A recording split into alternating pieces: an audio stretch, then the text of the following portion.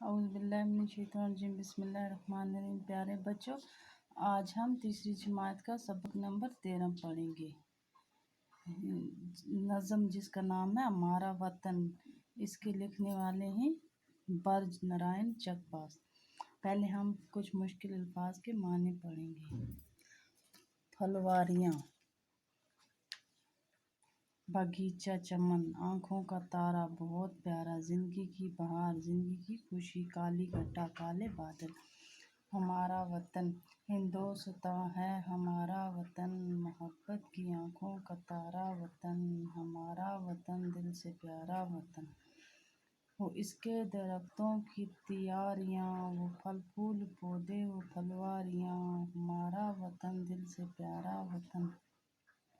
ہوا میں درختوں کا ہجومنا، وہ پتوں کا پھولوں کا منہ چومنا، ہمارا وطن دل سے پیارا وطن۔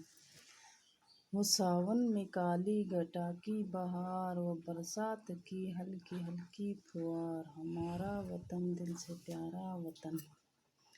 وہ باغوں میں کوئل وہ جنگل میں مور، وہ گنگا کی لہریں وہ جمنا کا زور، ہمارا وطن دل سے پیارا وطن۔